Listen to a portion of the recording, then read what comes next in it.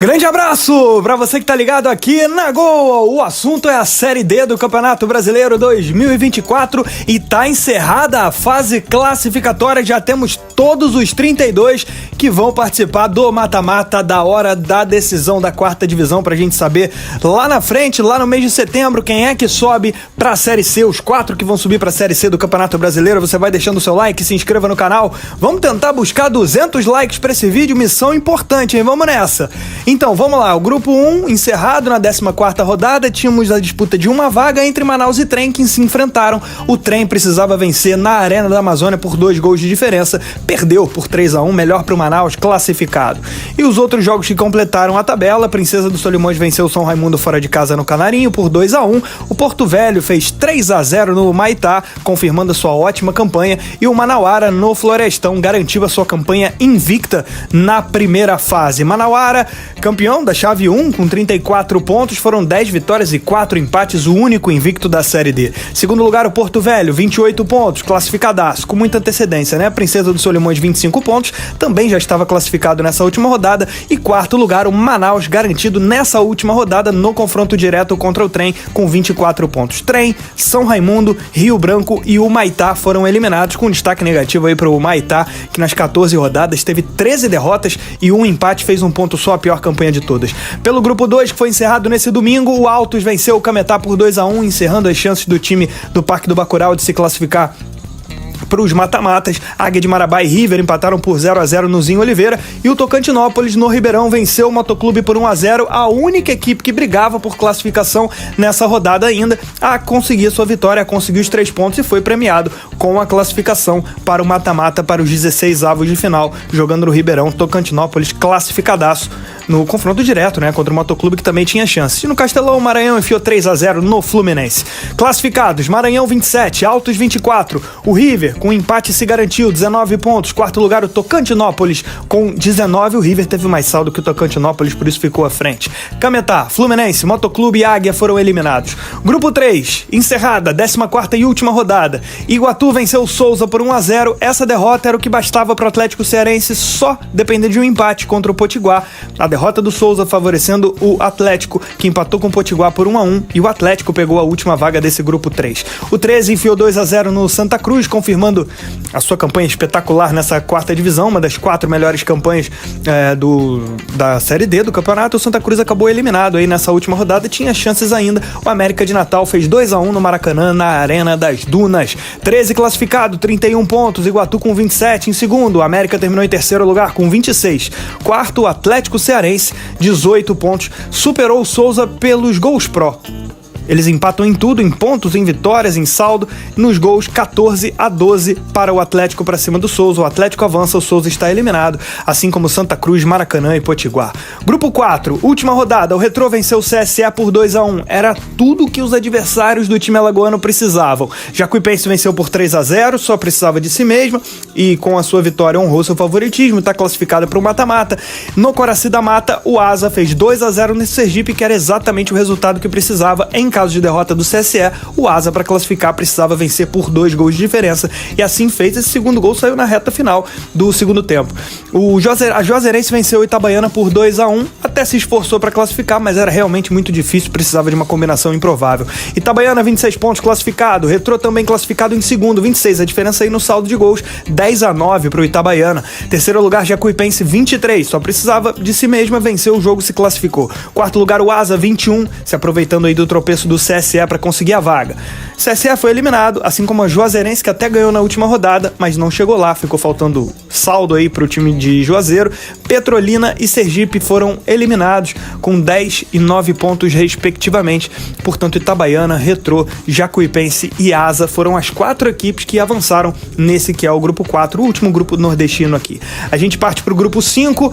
Craque e Misto empataram por 0-0. Esse grupo já estava definido antes da última rodada, com os 4 já classificados, entre eles o Craque e o Misto. Só definiram aí quem ia ser terceiro, melhor para o Misto. União Rondonópolis venceu o Iporá por 3-0 no confronto de equipes eliminadas, assim como no confronto Real Brasília e Capital, 1-0 para o Real. os dois estavam fora, e o Brasiliense venceu o Anápolis por 2-0 para mais do que ratificar que foi a melhor campanha mesmo, foi o melhor time desse grupo 5. Brasiliense 32 pontos, Anápolis 25, Misto e Craque também classificados com 22 pontos. O Misto fez mais gols aí que o Craque, fez 5 gols a mais, por isso em terceiro, e o Craque acabando em quarto. Grupo 6 envolvendo as equipes do Rio de Janeiro, do Espírito Santo, de Minas Gerais, e também tem o Itabuna, o time baiano. Audax e Serra empataram por 1-1, o Serra precisava da vitória, só dependia de si e permitiu aí perder essa vaga pro Real Noroeste, que venceu em Barra de São Francisco por 3-2 o Itabuna e avança. E de quebra aí o Nova Iguaçu bateu o Democrata de Sete Lagoas por 3-0 e a Portuguesa fez 2-0 no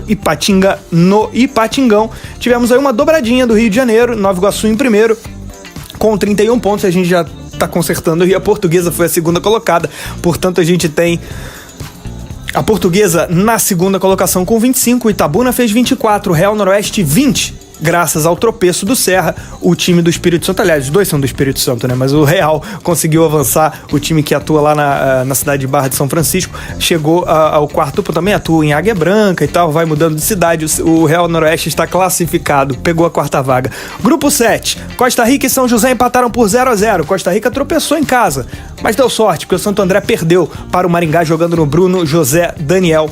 O Costa Rica, ao empatar, precisava que alguém tropeçasse e o Santo André fez esse favor, perdendo para o Maringá. O jogo realmente era muito difícil. O Maringá é um dos melhores times do campeonato, a terceira melhor campanha no geral. Santo André não suportou esse nível de competição. O Água Santa venceu o Patrocinense por 1-0 e garantiu a classificação. Só precisava vencer e torcer para que alguém tropeçasse. Os seus adversários, os dois tropeçaram, tanto Costa Rica contra o Santo André. Inclusive por isso o Água Santa não só se classificou, como passou em terceiro lugar. Pouso Alegre e Inter de Limeira 0-0. Classificação final do grupo 7, Maringá 32 pontos, Inter de Limeira 24. Água Santa, 22 pontos, o Costa Rica fez 21, são esses os 4 classificados do Grupo 7 da Série D do Campeonato Brasileiro. Santo André, Pouso Alegre, São José e Patrocinense foram eliminados. Vamos ao Grupo 8, que envolve as equipes do Rio Grande do Sul, do Paraná e de Santa Catarina. O Brasil de Pelotas venceu o Concórdia por 2-1, estava com a vaga muito próxima e garantiu jogando diante a sua torcida lá no Bento Freitas. O Novo Hamburgo fez 1-0 no Barra, outro confronto direto da rodada. O Novo Hamburgo também avançou. Aliás, os times do Rio Grande do Sul, nesse grupo 8, fizeram barba, cabelo e bigode. Todos eles passaram. Ercílio Luz venceu o Cianorte por 1-0 e o Cascavel meteu 3-0 no Avenida, mas o Avenida já estava classificado. Então a gente vai lembrar que o Rio Grande do Sul passou por uma tragédia, né? Uma crise humanitária séria com as enchentes que acometeram o estado no mês de maio. Jogos foram adiados e tudo mais, e esses times deram a volta por cima e todos eles buscaram a classificação. Todos os times do Rio Grande do Sul no mata-mata. O Cianorte passou em primeiro com 22 pontos e aí vem o trio, a escadinha gaúcha. Brasil de Pelotas com 21, Avenida com 19, Novo Hamburgo com 18. O gol da classificação do Novo Hamburgo foi aos 37 minutos do segundo tempo. Se ele não tivesse marcado esse gol, o Ercílio Luz, que tinha a situação mais difícil para classificar, teria passado. Mas deu Novo Hamburgo, os 3 gaúchos avançando. Vamos para a classificação geral, lembrando que essa classificação ela não determinou os 32 que avançaram para os 16 avos de final, para o mata-mata da Série D.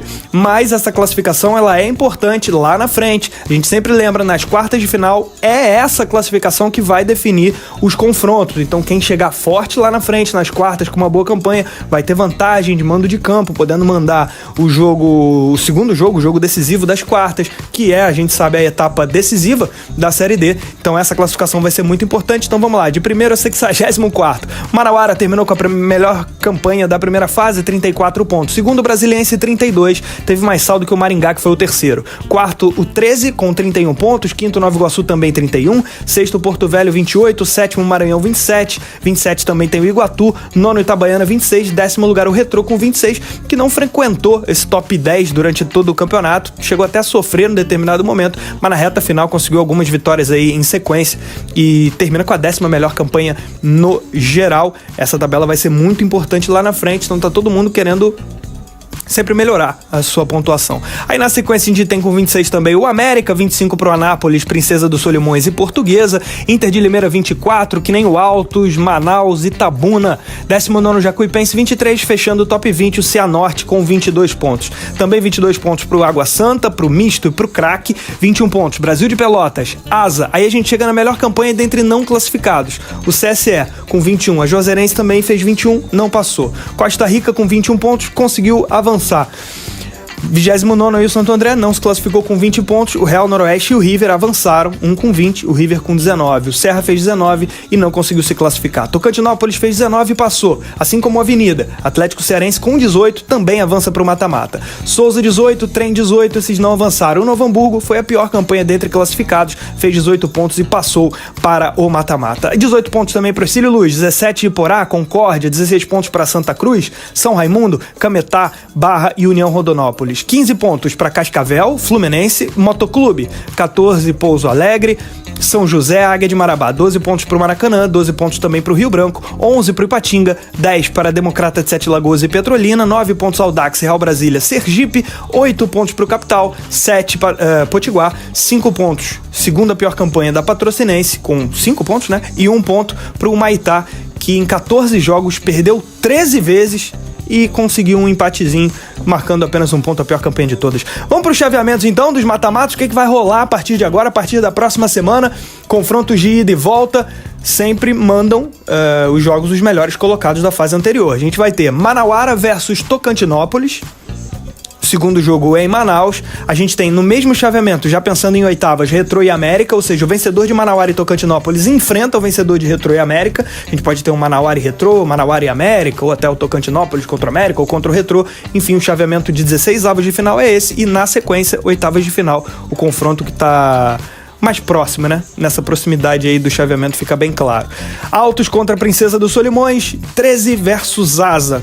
Esses mais 2 confrontos aí de 16 avos de final. Ainda no Norte e Nordeste, a gente tem Maranhão versus Manaus, no 16 avos de final, e o vencedor daí enfrenta o vencedor de Iguatu versus Jacuipense. Avançando um pouco mais ao longo do Norte e Nordeste, para fechar, Porto Velho contra o River e Itabaiana enfrentando o Atlético Cearense. Esses aí, os 8 confrontos da região, juntando, né, as regiões Norte e Nordeste. A gente cai agora no Sudeste, Sul e Centro-Oeste, Brasiliense versus Real Noroeste, Brasil de Pelotas contra Água Santa, em parceiramento de oitavas de final, igual lá em cima. Brasiliense passando, enfrentaria o Brasil de Pelotas, ou Água Santa, e por aí vai, ou Real Noroeste, que seja.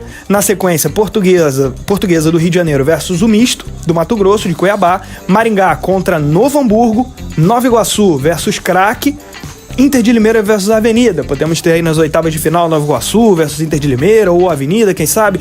Anápolis versus Itabuna, e aqui fechando os 2 últimos, né? Cianorte versus Costa Rica. A gente pode ter nas oitavas de final um Cianorte versus Itabuna, um Cianorte versus Anápolis, um Anápolis versus Costa Rica.